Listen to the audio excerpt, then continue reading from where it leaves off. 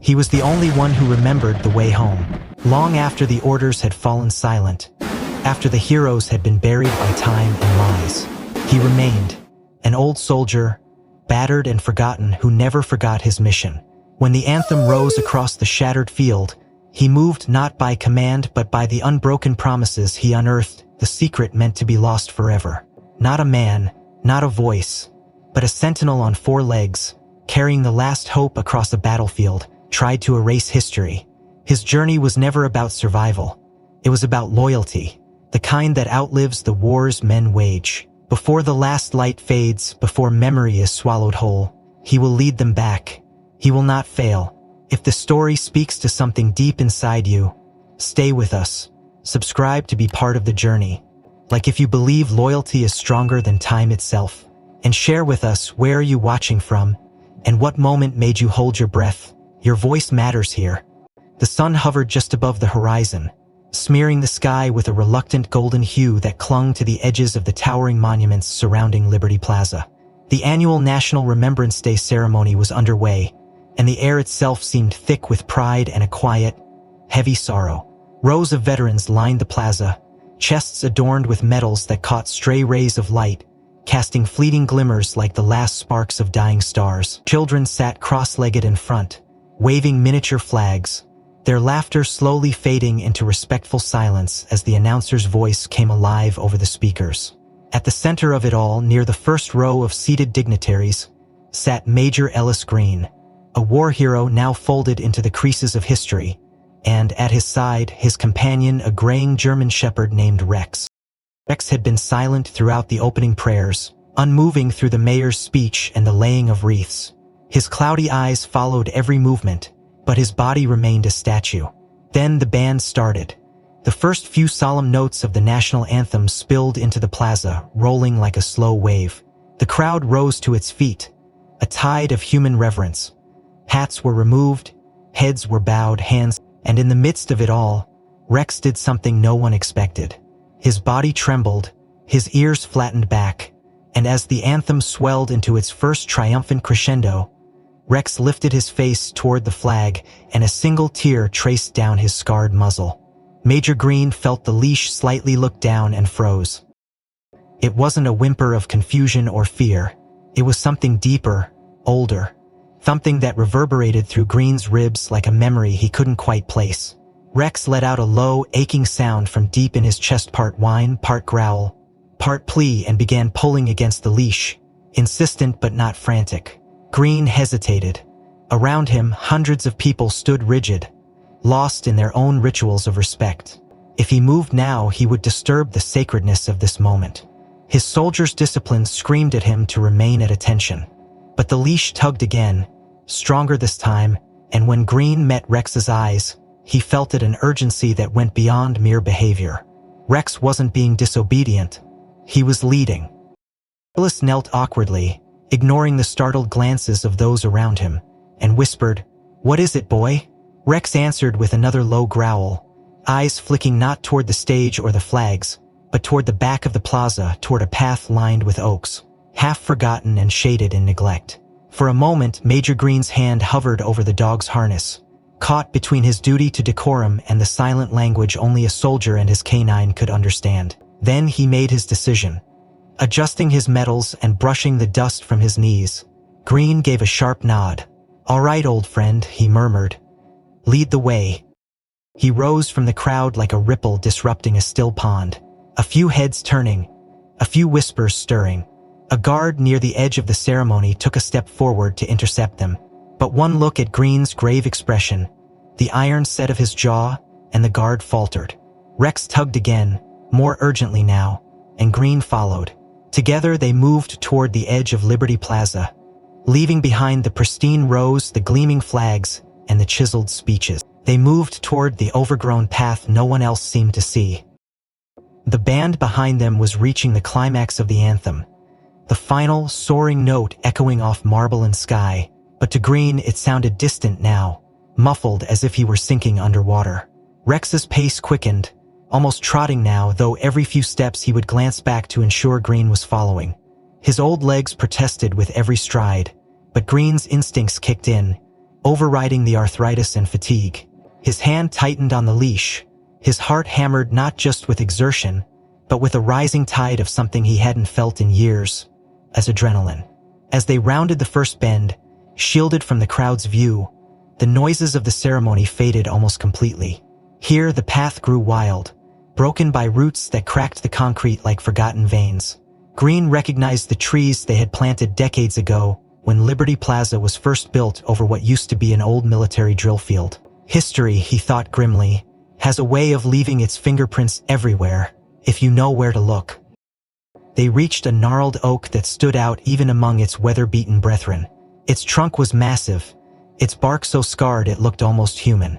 Rex stopped, pawed frantically at the base of the tree, then sat back on his haunches, panting heavily, staring at the ground. Green, still catching his breath, crouched down, running his calloused hands over the dirt and broken concrete. At first he saw nothing, then, as he brushed away more debris, something caught the light, a carving, nearly worn smooth by time. It was a symbol, crossed rifles beneath a tattered flag. Not a decoration, not graffiti, a mark.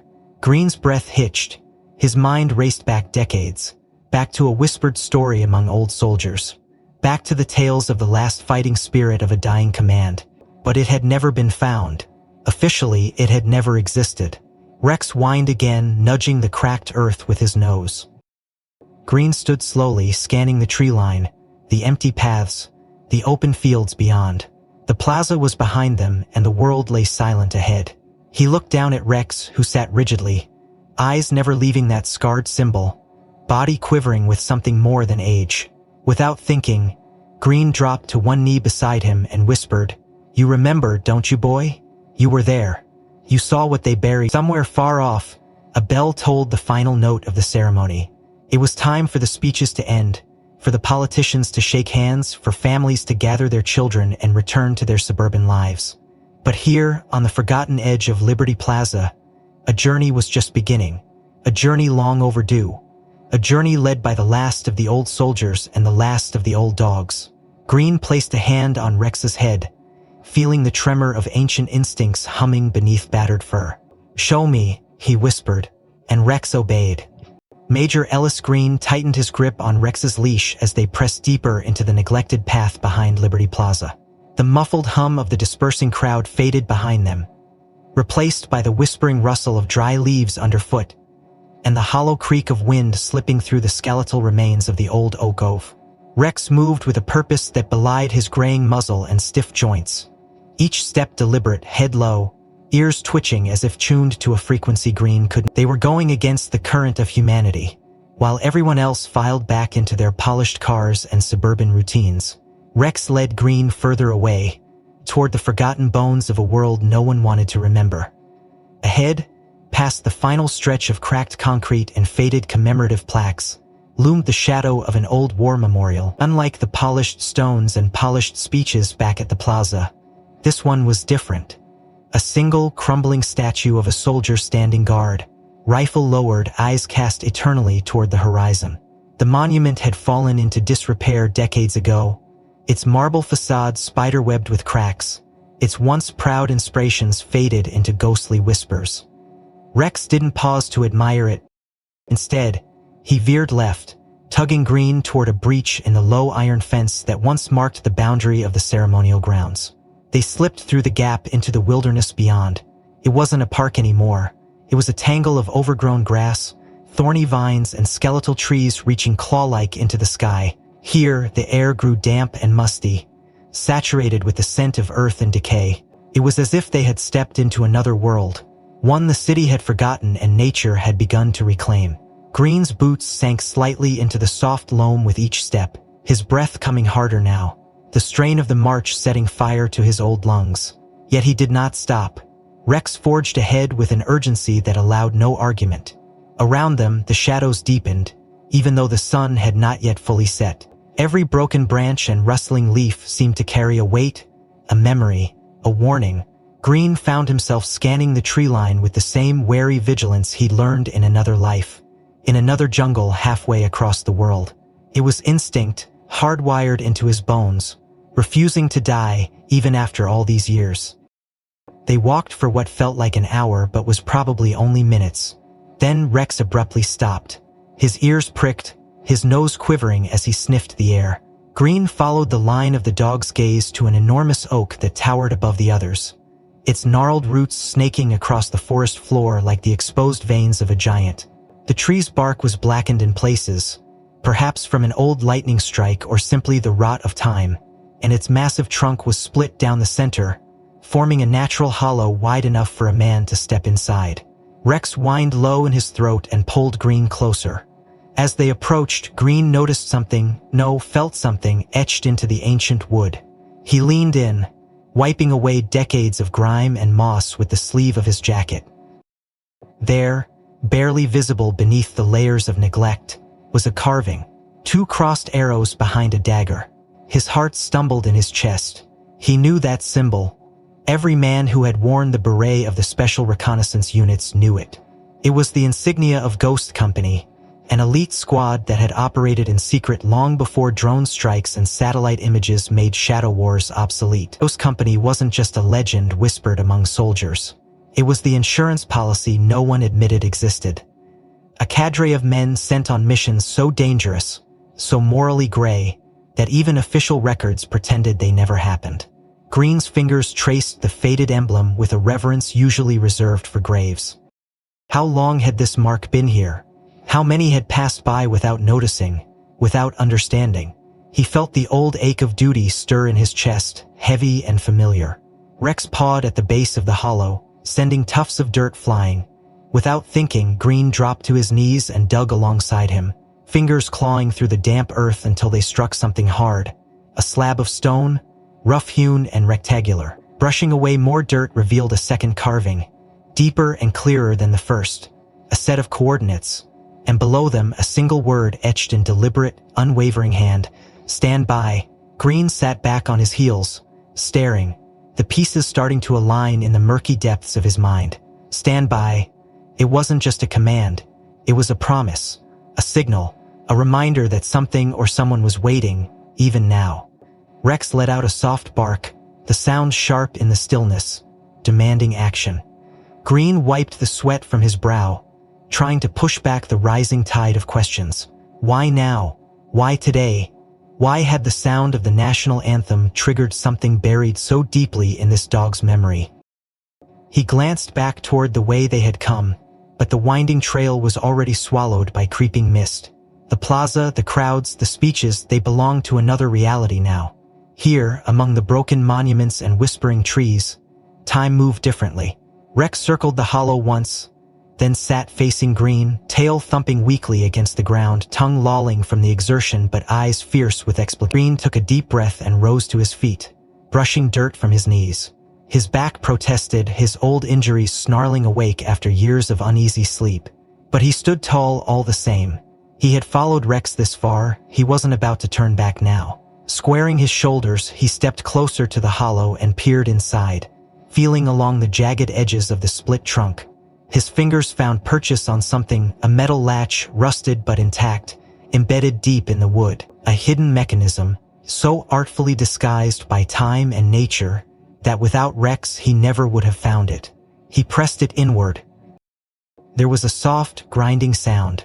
The ground trembled almost imperceptibly under his boots. Rex stiffened, ears erect, hackles rising. Somewhere beneath them, ancient gears groaned awake, and the slab of stone at the base of the tree began to shift, retracting slowly into the earth with the reluctant shudder of something disturbed after a long, long sleep. A breath of cold air surged up from the darkness revealed below, carrying with it the scent of oil, dust, and something older, something forgotten. Green tightened his grip on Rex's leash as he leaned over the yawning gap. Steps, carved into stone, descending into a void where no sunlight reached. Rex whined softly but didn't resist as Green guided him forward. They stood at the threshold together, soldier and dog, poised on the brink of history's forgotten heart. And then, without a word, Rex pulled forward, leading them both down into the darkness below. The staircase spiraled downward into the bowels of the earth, the air growing colder, thicker with every step Ellis Green and Rex took. Their footsteps echoed against the rough stone walls, muffled by decades of dust and damp. Faint, almost imperceptible at first, came a low mechanical hum from the depths below, a sound that spoke of ancient generators coughing to life. Summoned by a mechanism untouched since the Cold War's dying breath. Green kept one hand brushing against the wall for balance, the other gripping Rex's leash tightly, although the old dog hardly needed guidance. Rex descended with a certainty that sent shivers down Green's spine, a dog on a mission etched into his very marrow. Finally, they reached a landing where the stairs ended in a heavy blast door, its surface pitted and scarred by time but still intact. A faded keypad blinked faintly beside it, its numbers worn. For a moment, Green hesitated. He wasn't a hacker, wasn't equipped to break into Cold War bunkers. But Rex, without waiting for command, placed a paw against the doorframe and let out a single, sharp bark, as if the very sound triggered something buried deep within the system. The keypad flashed red, then green, and with a groan like a giant awakening from centuries of slumber, the door slid open a fraction, just enough for a man and his dog to slip through. Beyond was a narrow corridor lined with rusting steel beams, cables snaking like vines across the ceiling. Faint emergency lights sputtered to life as they entered, casting the passage in a sickly amber glow. The smell was stronger here, a pungent cocktail of machine oil, mold, and old fear. Green moved cautiously, years of battlefield instincts sharpening every nerve. Rex remained alert but calm, his tail low, his breathing steady. Together they advanced deeper into the underground labyrinth, following the curving hallway until it opened into a vast chamber. What met Green's eyes made him falter in his step. It was a gathering. At least a dozen figures stood scattered across the chamber, some in battered military jackets, others in civilian clothes worn thin by time. Faces weathered by sun and storm turned toward Green and Rex, eyes narrowing, saw setting. For one horrifying moment, Green thought they were ghosts, relics resurrected by this cursed place. But then recognition flickered through the group, rippling like a silent shockwave. The tension fractured. A grizzled man with a braided white beard stepped forward, his gait stiff but purposeful. His voice, when it came, was rough with disuse but carried an authority that had once commanded battlefields. "Major Green," he said simply, nodding once. "You made it." Green blinked, struggling to piece together how these men, clearly veterans, could have known he would come. How he started, but the man cut him off with a raised hand. "Not you," he said, and then his weathered face broke into something between a grimace and a smile. "Him," he pointed at Rex. At the sound of their voices, Rex had tensed. But now the old dog's tail gave a cautious wag. Green stared around the room, searching faces, studying postures. And that was when he saw it. Small gestures, scars on knuckles, the way they shifted their weight, the wary calculation in their eyes. Soldiers, all of them. More than that, brothers of the man who had once handled Rex. Captain Aaron Briggs. The name hit Green like a hammer to the chest. Aaron Briggs had been a legend, a shadow in the battlefield annals, a man rumored to have sacrificed everything in a mission that was wiped clean from official records. Briggs had been declared MIA, presumed dead, in the final desperate months of the clandestine war operations. Green felt the ground shift under his feet as the realization settled. These men weren't random veterans. They were Briggs's team, the ghosts that had vanished with him into legend. And now they stood here, alive, breathing, waiting. "You're looking for answers," the white-bearded man said. "We're the last ones who have them." And so is he. He knelt before Rex, who, astonishingly, allowed the stranger's rough hand to brush over his battered head. "You see," he continued, voice low, heavy with a sadness that made the air itself seem heavier. "Rex isn't just any war dog. He's a witness," began to release a low hum. "Rex, during that final mission," he rasped, Briggs embedded crucial intel inside Rex's training commands, patterns, sensory markers, things only a few of us knew, memory paths, locations encoded not in files or maps, but in the loyalty and instincts of a living being. His mind reeled. This wasn't espionage, this wasn't some black bag operation. It was something older, rawer, trust built into blood and bone. "He's the key," another voice said from the shadows. A woman this time, short-cropped hair and an unmistakable steel in her stance. "Rex remembers what we were ordered to forget. Where we hid what mattered most." Green swallowed hard, the weight of responsibility settling heavy on his shoulders. He crouched down beside Rex, who leaned into him with a soft whine. "You mean he knows how to find it?" Green asked, barely daring to breathe. The white-bearded man nodded, the corners of his mouth twitching with something that might have been pride or sorrow. "He doesn't just know," he said. "He's been waiting, all these years, waiting for the right moment, the right song, the right call." Green frowned, confused. "The anthem," the woman said. "It's not just a trigger for humans, for Rex it's a coded command, an awakening."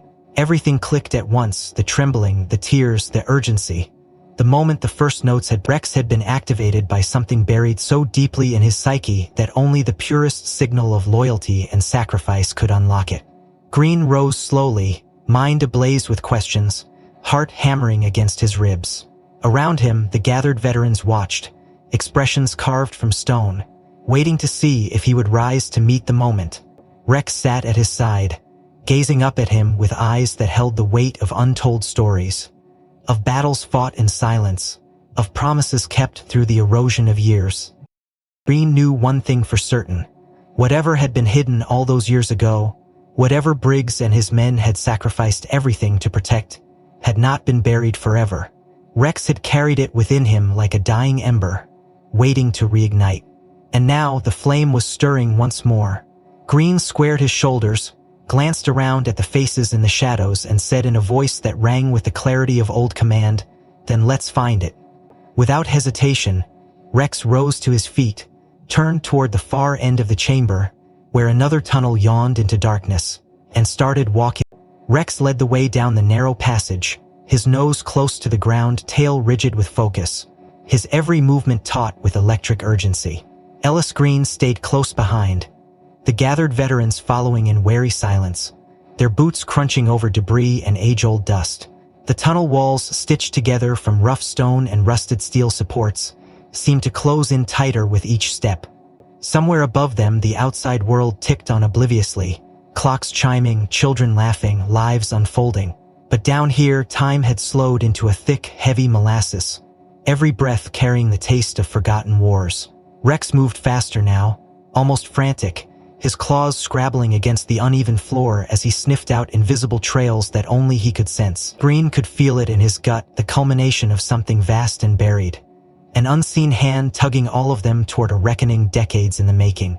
Without warning, Rex lunged to the left, toward what seemed to be an ordinary patch of ground at the junction of two adjoining tunnels. His whole body lowered into a crouch. Then, with a guttural growl, he began to dig. Dirt and debris flew in frantic bursts as Rex tore at the ground, ignoring the shouted warnings from the older soldiers around him. Green rushed forward, heart pounding. "Easy, boy, easy," he barked. But Rex was deaf to anything now but instinct. His front paws dug deeper and faster, tossing aside chunks of broken concrete and clumps of ancient soil. Dust billowed up, clouding the air, forcing Green to pull his jacket over his mouth and squint into the rising haze. Then he heard it, a hollow, metallic clang, sharp and distinct. Rex froze for half a heartbeat, then attacked the dirt with renewed ferocity, ears pinned back against his head, chests heaving with the effort. Green dropped to his knees beside him and began to help, scraping at the dirt with his bare hands, heedless of the way it scraped his knuckles raw. Within minutes, they uncovered a large metal hatch, its surface rusted and pitted, but unmistakably intact. A thick iron ring, almost fused by time, jutted from its center. The veterans gathered around, exchanging looks heavy with recognition and dread. "It's real," muttered the white-bearded man, his voice a raw rasp of disbelief. "By God, it's real." Green wiped sweat from his brow and looked at Rex, who sat panting beside the hatch, tail thumping weakly against the ground, his mission momentarily complete. "Good boy," Green whispered, voice cracking under the weight of awe and gratitude. Two of the younger veterans moved forward, their bodies still strong despite the years, and grabbed the iron ring together. They pulled, muscles straining, veins bulging against the thin skin of their arms. The hatch refused to yield at first, as if the earth itself was reluctant to surrender its secrets. Then, with a tortured shriek of grinding metal and a shudder that ran up through the soles of their boots, the hatch lifted, tilting backward to reveal a dark, yawning hole. A gust of cold, musty air blasted upward, carrying with it the unmistakable scent of old stone, rust, and something subtler, something that smelled like memories trapped too long in the dark. Green shined his flashlight down into the void, the beam cutting a narrow path through the swirling dust. What it illuminated made the breath catch in his throat. A spiral staircase, hewn from black iron and still astonishingly intact, wound its way downward into darkness. Cobwebs draped the railings like tattered funeral veils, and a thin layer of dust covered every visible surface. Yet the structure stood solid, defiant against the erosion of time. "This was built to last," one of the veterans murmured, awe creeping into his voice. Green felt Rex press against his leg, a living, breathing anchor in the rising tide of memory and mystery.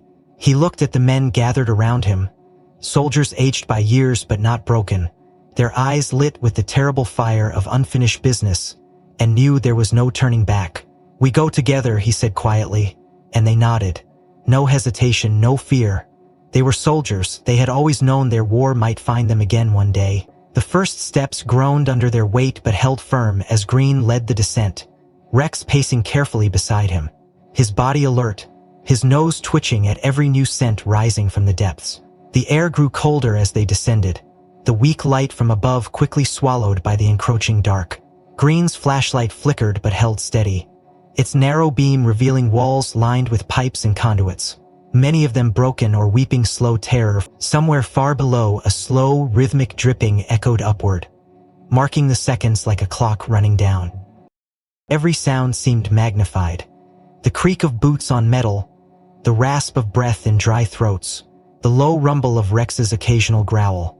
The veterans followed in a tight column, their faces set, their hands instinctively resting near their hips where weapons would have hung in younger days.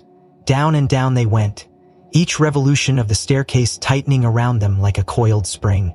Green lost track of how many turns they made, how many steps they took. The air pressed heavier against his chest, each inhalation filling his lungs with the taste of old fear. Finally, the staircase ended in front of a massive steel door, its surface etched with the faded remnants of military insignia now nearly obscured by rust and grime. A broken keypad hung loosely from one side, its wires spilling like entrails, but the door itself remained unyielding, a testament to a time when things were built to withstand not just enemies. Rex padded forward, sniffed at the base of the door, and then, without warning, sat back on his haunches and barked sharply twice.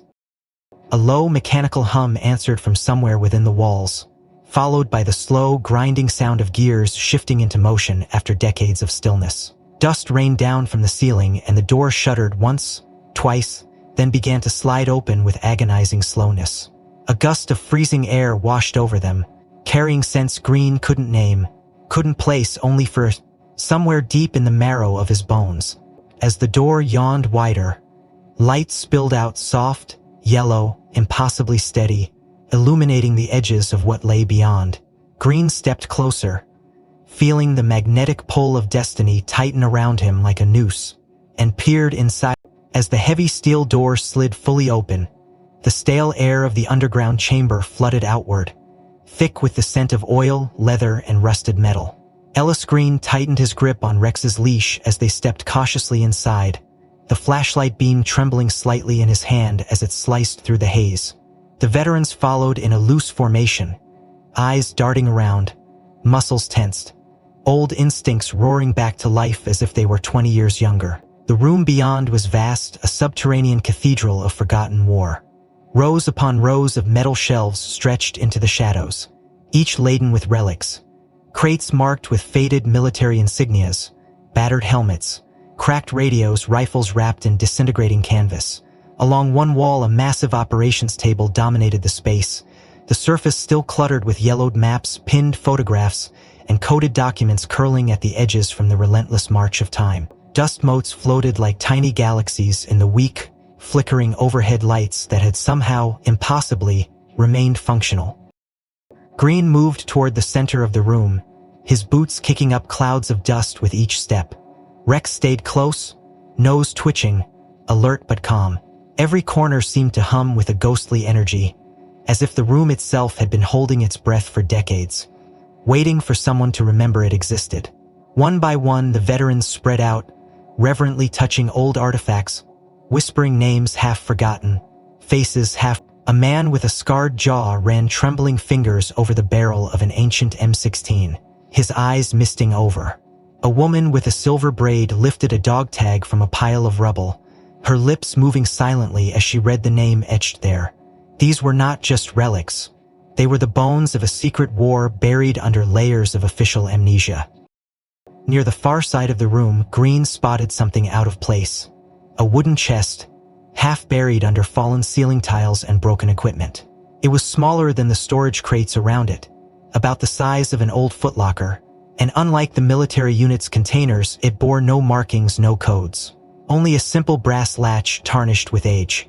Rex padded forward first, sniffing the chest, then sitting down with a soft woof, his tail thumping once against the floor. Green exchanged a glance with the white-bearded veteran, who gave a single, solemn nod. Green crouched, heart hammering, and lifted the lid. Inside, nestled among scraps of cloth and brittle leather folders, was a book, a battered leather-bound journal, its spine cracked, its edges curling. Green lifted it carefully, feeling the dry rot of its binding against his palms, and opened it to the first page. Scrawled there in sharp, hurried handwriting were the words, "Property of Captain Bridges." A jolt ran through Green, setting his nerves on fire. He turned the pages slowly, reverently. Each one was filled with dense lines of writing, diagrams, maps, and operational sketches. Some pages were water-damaged, the ink running like tears across the paper, but much of it remained legible. The journal was not a record of battles fought or victories won. It was something darker. It chronicled the lead-up to a covert operation so deeply classified that even its codename, Operation Iron Veil, had been redacted from official histories. According to Briggs's careful notes, Iron Veil had been conceived in desperation, a plan to ensure survival if the Cold War ever erupted into full-scale annihilation. In fallback bunkers, secret caches of weapons and supplies, civilian operatives planted in key urban centers to preserve order or enforce martial law. But more chilling than the infrastructure was the secondary mission buried within the journal's pages, a contingency no one had dared speak aloud. In the event of national collapse, certain undesirables were to be contained or neutralized to ensure stability.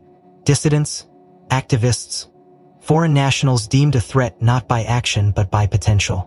Green felt his stomach turn as he read. This wasn't defense. This wasn't protection. This was preemptive control on a scale that made every dystopian novel he had ever read seem like a fairy tale. It wasn't just a relic of fear. It was a blueprint for tyranny, signed off by men whose portraits still hung in the halls of power. He flicked further, his hands trembling, until he reached the final pages. The entries grew more fragmented, the handwriting sloppier, as if Briggs had been writing in haste under duress. The last coherent passage was a chilling confession. They turned on us, the ones who knew too much. Ghost Company was ordered to stand down, to disappear. We were the insurance policy, but we became a liability. If you are reading this, trust the dog. Trust Rex. He remembers the path we could not map. The rest of the pages were empty, save for smudges of dirt and faint water stains. Green closed the journal slowly, the leather creaking in protest, and looked around at the grim faces surrounding him. Each of them had guessed pieces of the truth. Now they stood in the full, terrible light of it. This was not just history. This was a weapon. Information that could topple careers, collapse administrations, ignite revolutions if it ever saw the light of day. The white-bearded man spoke first, his voice low and raw. This is why they buried it. This is why they left us to rot.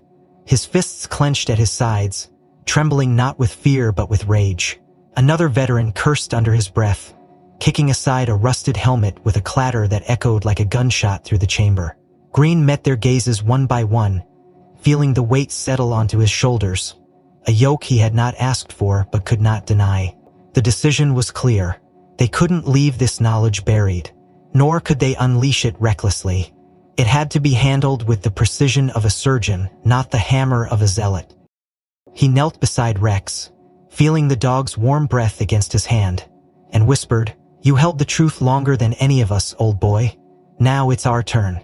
Rex licked his hand once, a slow, deliberate gesture of trust. Green rose and tucked the journal securely under his arm. He turned toward the far end of the chamber, where another tunnel led deeper into the earth, the air growing colder and heavier with every breath. They had found the truth, but the truth was only the beginning. Ahead lay the reckoning. Without a word, Green stepped forward, Rex at his side, the veterans falling into silent formation behind him, their footsteps merging into a single, steady drumbeat that carried them toward the next threshold of secret. The tunnel ahead stretched like a throat swallowing them whole, each step sinking the group deeper into a darkness untouched for generations. Ellis Green gripped the journal tighter under his arm, feeling its weight not just in mass but in consequence. Rex trotted at his side, ears swiveling, nose working the air in restless bursts, tension humming through his body like a taut wire ready to snap. Behind them, the veterans moved with heavy caution, every bootfall muffled by the damp, gritty floor. The deeper they went, the more oppressive the atmosphere became, as if the very walls whispered regrets and warnings to turn back, to leave the dead undisturbed. Suddenly, Rex stiffened, his entire frame locked into a rigid line, a low, rumbling growl vibrating from deep within his chest. Green froze instantly, instincts sharpening like a blade against a whetstone. Before he could issue a command, Rex lunged to the right, teeth bared, claws scrabbling against the cracked concrete as he hurled himself at a seemingly ordinary stretch of brick wall. The impact echoed through the corridor like a gunshot. "Rex!" Green barked, racing after him, but the old shepherd was relentless, clawing and gnashing at the bricks, his growls rising into frantic whines that clawed at the soul. The veterans swarmed around, weapons instinctively half-raised, though there was no immediate threat in sight. Dust puffed from between the bricks as Rex tore at the wall, small fragments crumbling away under his furious assault.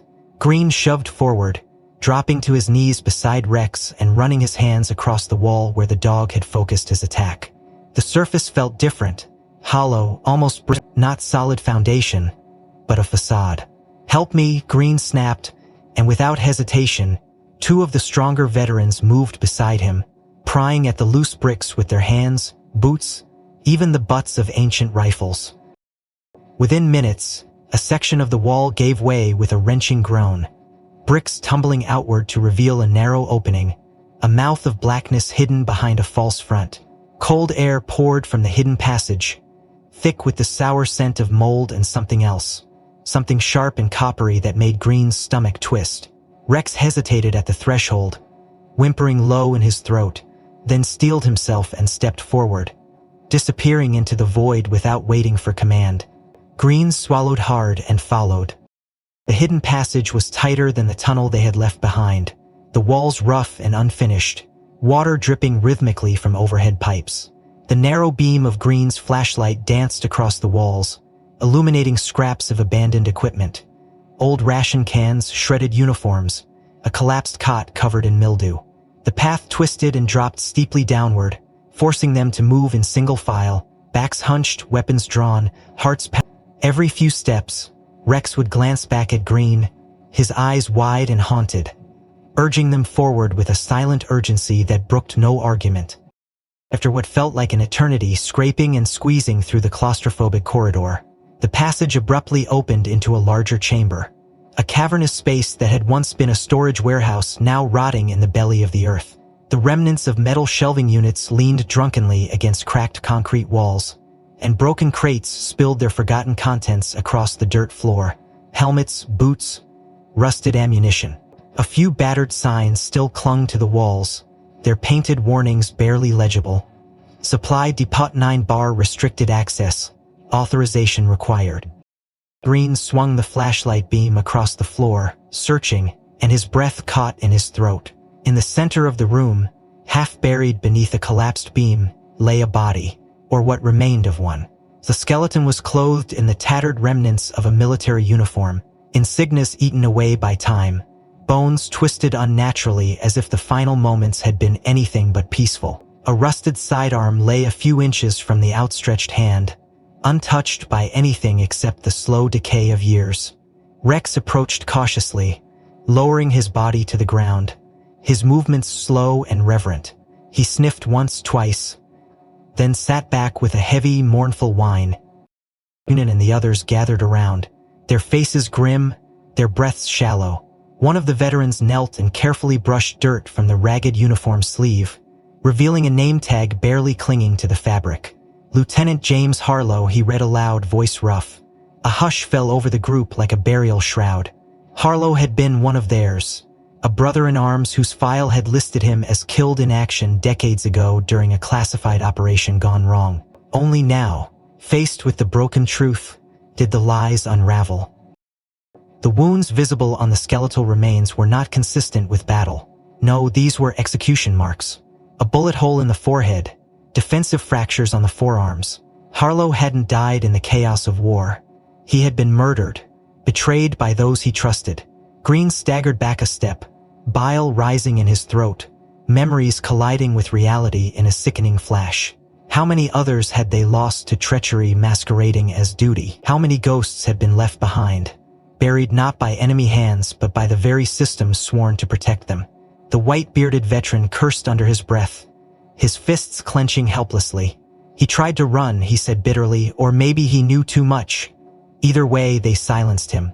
Green knelt beside the body, eyes burning, and gently closed the skeletal fingers around the rusted sidearm. A final gesture of respect long overdue. He rose slowly, turning to the others, the journal heavy under his arm, the secrets it contained now tasting even more poisonous.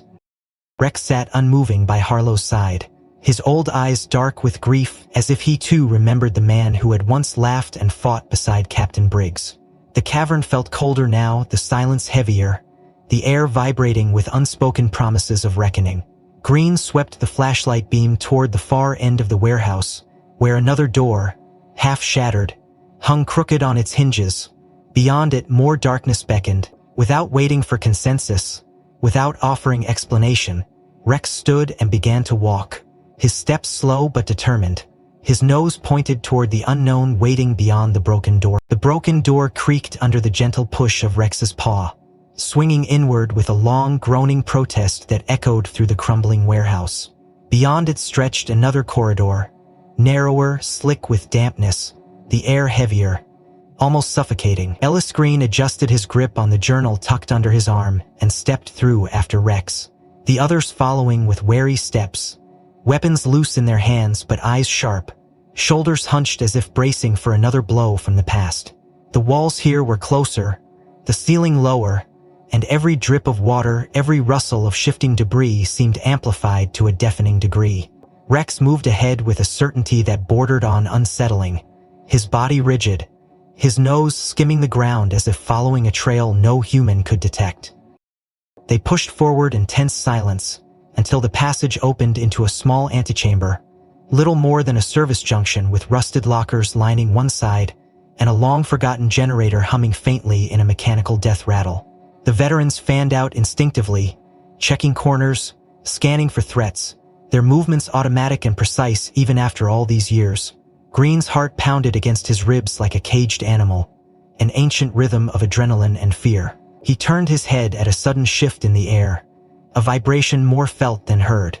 Rex had frozen in place, his body low, his gaze locked onto one of the men at the edge of the group, Carson Holt, the quiet, sharp-eyed veteran who had said little since they had begun this journey.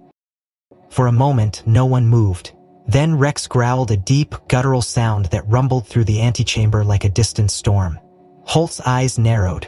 His hand twitched toward the small of his back where an old sidearm holster hung, empty except for habit. Green felt the atmosphere change, the weight of 100 unspoken memories crashing down at once. Holt straightened slowly, his face unreadable, then lifted both hands in a gesture of uneasy surrender. "Guess there's no hiding it anymore," he said, voice rough, tinged with resignation rather than fear. The veterans closed ranks around him instinctively, faces hardening, hands tightening into fists. "You were there," Green said, his voice low and sharp, a blade honed by betrayal. Holt gave a grim nod. "I was," he admitted. 40 years ago when Briggs went dark. When Ghost Company was ordered to vanish." He paused, licking his lips, his gaze flickering briefly to Rex, then back to Green. "You didn't sign up for what they did next. I thought we were protecting the country, preparing for the worst. I didn't know it meant executing our own." The confession hung in the air like smoke. One of the older veterans, a barrel-chested man named Ramos, took a step forward, knuckles cracking audibly. "You were part of it," Ramos growled. "You helped bury Harlow. You helped cover up." "I tried to stop it," Holt interrupted fiercely, his voice cracking under the strain of guilt. He tried to pull Briggs back when he realized the truth, but it was too late. The order had come down. Briggs refused to comply, so they erased him, erased us. I ran like a damn coward." The words tasted bitter even to those who heard them. Holt's shoulders sagged as he continued. "But I couldn't live with it, not after what they did. Not after what I saw." His hand dropped to his side, fingers clenching and unclenching as if trying to grasp something intangible. "The night after the mission went sideways, after they burned the files, I found Rex wandering the forest near the extraction point. Injured, lost, covered in blood that wasn't his own." His voice dropped lower, almost a whisper. "I couldn't leave him. He was all that was left of Briggs, of Ghost Company, of the truth." Grain's breath caught in his chest. Rex, who had been so much more than just a dog, had carried not only memories but the living proof of betrayal, of loyalty shattered and somehow stubbornly pieced back together. Holt knelt down, ignoring the wary stares from the others, and held out a shaking hand. Rex growled once more, a deep warning, but after a long taut moment the old shepherd moved forward and touched Holt's fingertips with his nose, an acknowledgement not of forgiveness but of recognition. "I took him," Holt said, voice thick. "I got him out of there, hid him in an old farm an hour outside of town, nursed him back to health, kept him safe." His gaze swept the grim faces surrounding him. "I thought maybe someday someone would come looking, someone who deserved to know." Green clenched his fists at his sides, the weight of the journal under his arm heavier than ever. The room seemed to shrink around him, the walls pressing closer, the past bleeding into the present until it was hard to tell where one ended and the other began. "You let good men die," he said, each word like a hammer blow. "But you saved Rex." The group stood at a crossroads, judgment balanced on a knife's edge. Holt bowed his head, accepting whatever would come, the burden of 4 decades worth of guilt written into every line of his hunched frame. Green exchanged glances with the other veterans, Ramos, the white-bearded sergeant, the woman with the silver braid. They nodded grimly, acknowledging that the road ahead required every ounce of strength they had left, and that even broken men could still serve a purpose. Without another word, Green turned back toward the darkness ahead, Rex falling into step beside him. Holt hesitated, then followed, his footsteps echoing hollowly in the cavernous space. The antechamber faded into memory behind them as they pressed onward, the secrets of the past propelling them toward a future still shrouded in uncertainty. Ahead, the tunnel sloped downward again, the air growing colder, heavier, as if the earth itself braced for the truths waiting to be unearthed just a few more steps beyond. The tunnel narrowed again, pressing the group into a tight column as they advanced deeper underground, the silence growing thicker with each cautious step. The stale air weighed heavily on Ellis Green's lungs, the damp concrete walls closing in like the ribs of some ancient beast.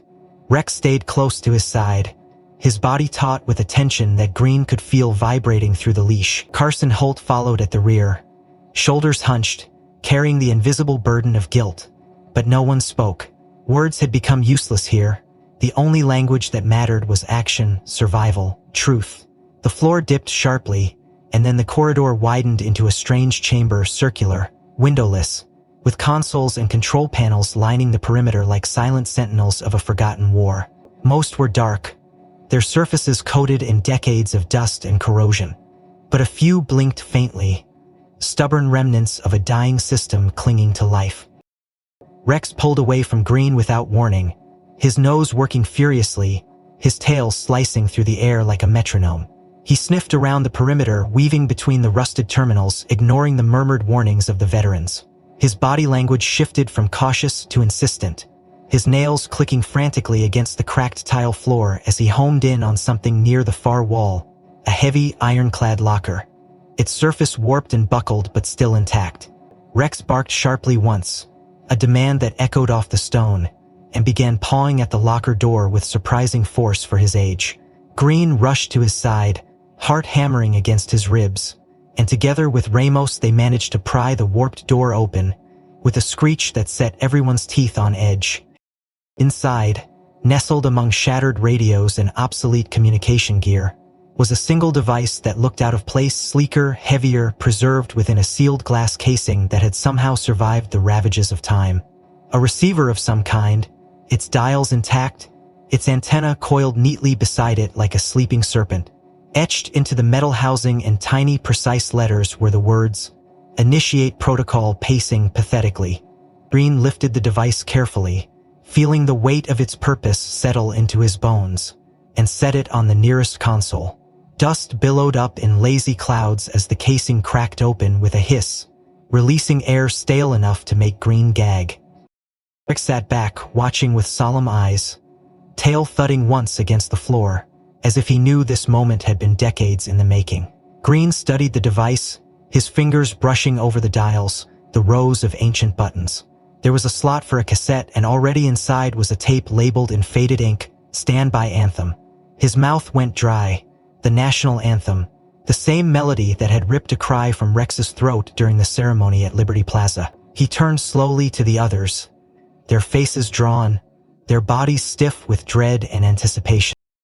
Without speaking, Green reached for a nearby generator switch, prayed to whatever gods were still listening, and yanked it down.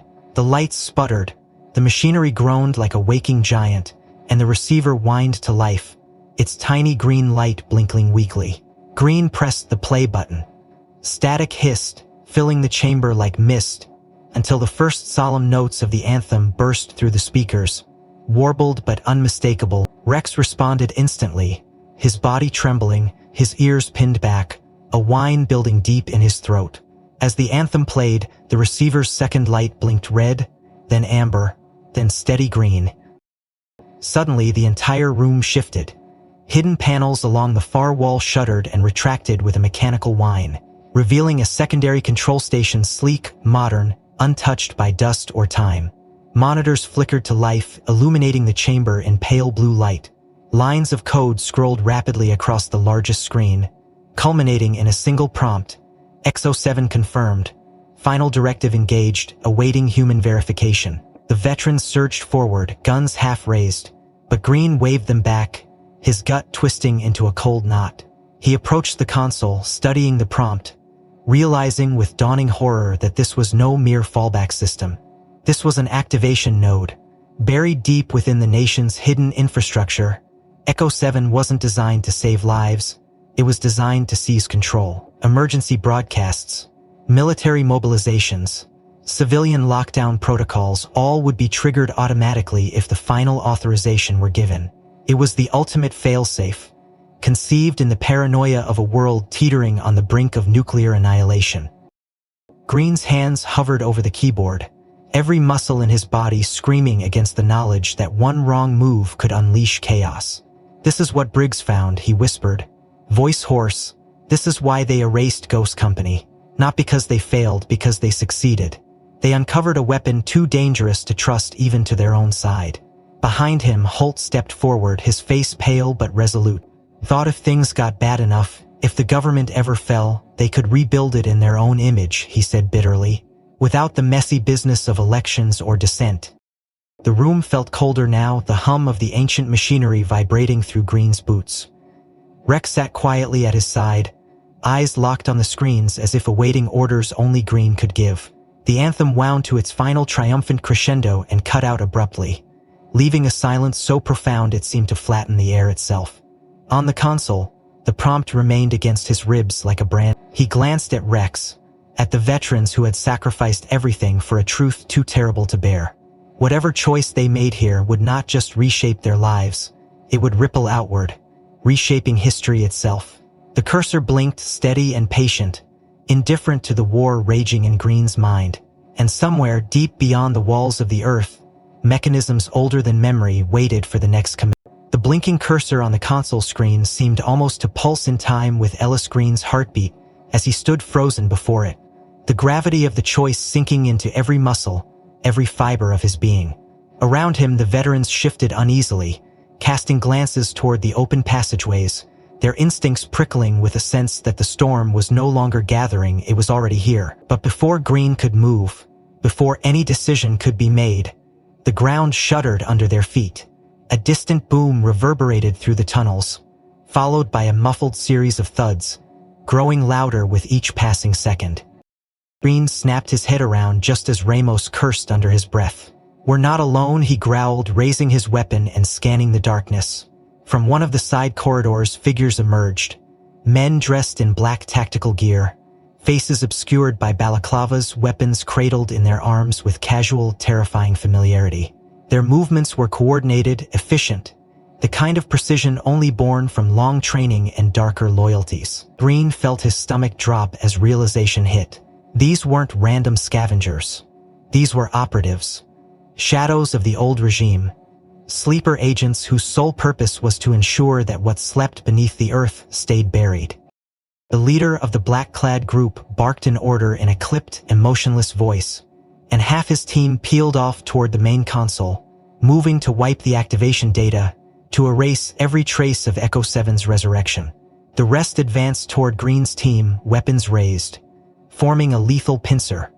Holt reacted first, shoving Green toward the side.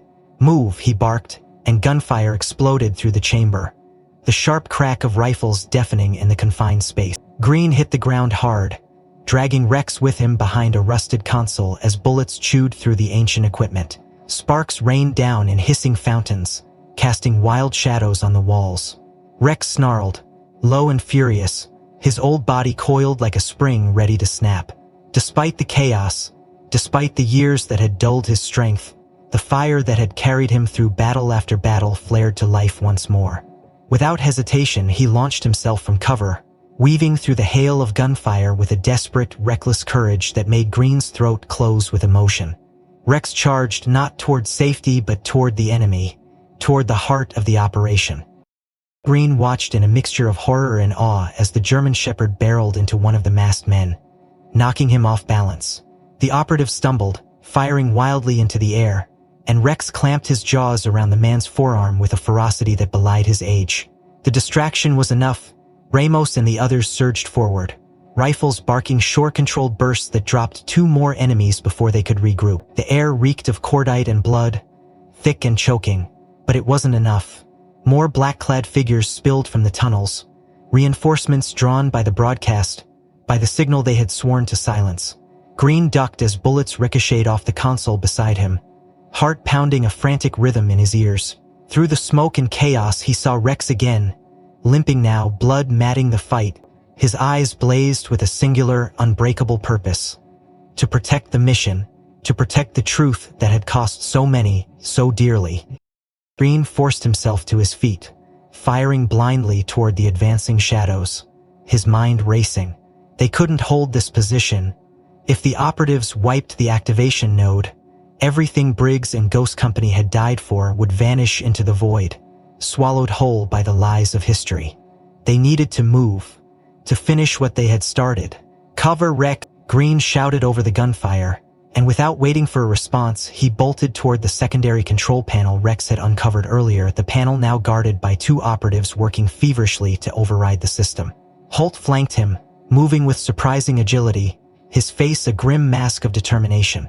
Together they crashed into the enemy agents, bodies slamming into bodies, fists and elbows flying in a brutal, desperate melee.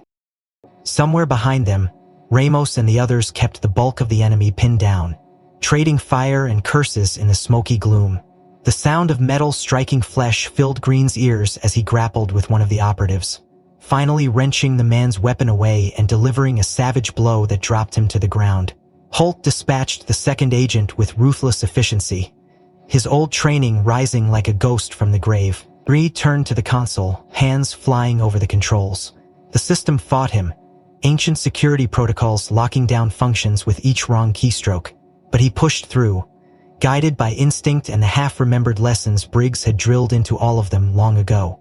Rex limped to his side, blood dripping from a shallow gash along his flank, but his eyes never wavered, never blinked. He sat, head high, a sentry guarding the flame of memory. The screen flickered, codes spilling across its surface, and Green saw the final sequence Briggs had hidden deep within the system. Not a weapon, not domination, a transmission of a beacon meant to alert others, to call out to the remnants of honor that still flickered like dying stars across the nation. It was a last cry for truth, a plea buried in hope that someone, someday, would answer. But the operatives weren't finished. A new group burst into the chamber from the south tunnel, their leader barking orders to destroy the console outright if they couldn't control it. Green's fingers flew over the keys, entering the last command, bypassing the last firewall, even as the walls shook from nearby explosions, even as the concrete above began to crack and groan under the assault. Rex rose to his feet again, teeth bared, body trembling but unyielding. He looked at Green once, one long final look, and then launched himself toward the enemy lines with a snarl that seemed to shake the very bones of the earth. The world blurred into sound and motion as Ellis Green finished the final sequence at the console, his breath burning in his chest, the floor trembling beneath his boots as explosions echoed through the crumbling tunnels. Rex's charge scattered the advancing operatives just long enough for Ramos and the others to rally, gunfire crackling through the smoke like an angry swarm of hornets. Somewhere behind him, Holt shouted orders, dragging wounded comrades toward what little cover remained. But Green barely registered it. His focus was locked on the terminal before him, where the system had begun its final transmission. Lines of code flashing, ancient mechanisms roaring awake, not to unleash control but to send a message, a flare into the night sky of a broken world, a desperate cry for decency to endure. Rex stumbled back to his side, bleeding, panting, his legs trembling with the weight of too many battles, but his eyes still burned with that fierce, unwavering light. Green knelt beside him for a heartbeat, laying a hand on his battered fur, feeling the rapid, uneven thump of his heart. "Almost there, old boy," he whispered, voice cracking under the strain. Together they pushed toward the exit, the corridors behind them collapsing as charges set by the enemy detonated. Determined to bury the truth once more, they fought their way up through the ruins, through smoke and darkness and the ghosts of all the promises broken and still waiting to be kept. At last, gasping, bloodied and battered, they stumbled into the pale gray light of dawn. The battle underground had scarred the land above as well. The field near the old memorial was littered with debris, the earth cracked and bleeding like an old wound reopened. But above the wreckage, beyond the dust and smoke, the battered marble of the Liberty Monument still stood, defiant against the sky, its worn inscription catching the first rays of morning sun. Green carried Rex across the field, his legs burning with every step, the dog too weak now to walk but refusing to look away, refusing to surrender. Around them, the surviving veterans formed a loose cordon, rifles ready, eyes scanning the horizon. But no more enemies came. The fight was over. The signal had been sent. Whatever forces had once sought to control and erase had been exposed, their secrets broadcast into the waiting world. What happened next was out of their hands. At the base of the monument, a small pedestal stood, draped in a weathered flag. An urn rested atop it, Captain Aaron Briggs's ashes, returned at last from the void of secrecy and lies. Green set Rex down gently beside it, his own knees buckling as he knelt, and for a long moment the world held its breath. Rex struggled upright, every muscle trembling, and placed one battered paw on the pedestal, his body quivering with the effort. His nose brushed against the cold metal of the urn, and he let out a low, broken whine that seemed to carry all the weight of the lost years between them. Then, from hidden speakers embedded in the base of the monument, a crackling sound emerged, a voice, recorded long ago, weathered by time but unmistakably strong. It was Briggs. "If you're hearing this," the voice said, steady and clear despite the distortion, "then somehow you made it. Somehow you remembered. We built this not because we were afraid but because we believed that even when everything else fell apart, someone would choose to fight for what mattered. And if the day ever came when our anthem played in a land that had forgotten its own promise, Rex would know what to do." The voice paused, thick with emotion. "Lead them home, boy. Lead them home." Green felt his throat close up, his vision blurring as tears burned his eyes. Around him, the veterans bowed their heads, some openly weeping, others standing rigid in silent salute.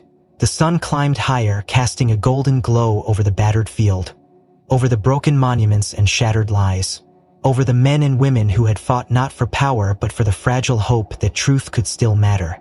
Rex's body sagged, the last of his strength bleeding away, but he remained upright, his head resting against the urn, his breath coming in soft, shallow gasps. Green moved to his side, gathering the old dog into his arms, feeling the frailty of bones that had once been steel and fury. Rex turned his head slightly, his dimming eyes locking onto Green's with a look so pure, so full of trust, that it shattered whatever walls Green had left. He cradled Rex gently, whispering broken words of gratitude and sorrow into his matted fur, rocking slightly as the old warrior's breathing slowed. With one last shuddering exhale, Rex closed his eyes and went still, the tension leaving his body in a final, peaceful surrender. For a long time, no one moved. The winds stirred the grass, the flag atop the monument fluttered wearily, and the world seemed to hold Rex's spirit aloft, refusing to let it sink into the ground just yet. Ellis Green sat there, holding the fallen sentinel in his arms, feeling the weight of sacrifice and loyalty settle deep into his bones. Around him, the others slowly approached, removing their caps, standing in silent tribute to a comrade whose courage had outlived empires, whose loyalty had crossed the gulf of betrayal and loss, to find its place at last beside the man he had never forgotten. In the distance, sirens began to wail, the sound of a world waking up to the truth finally unshackled. But here, in this sacred place of memory and ashes, Ellis Green knew that something greater had been restored, not through force, not through domination, but through the simple, indomitable will of a dog who had remembered what humans had tried so hard to forget. He rose slowly, cradling Rex's body in his arms, and turned toward the rising sun, ready to carry the old soldier's legacy forward into a world that would never again be allowed to forget. If this story moved you even half as much as it moved us creating it, don't forget to hit like and subscribe to the channel. Your support helps keep these stories alive and brings more untold heroes like Rex to the light. I'd love to hear your thoughts. What moment hit you the hardest, and where are you watching from? Drop a comment below, and let's talk.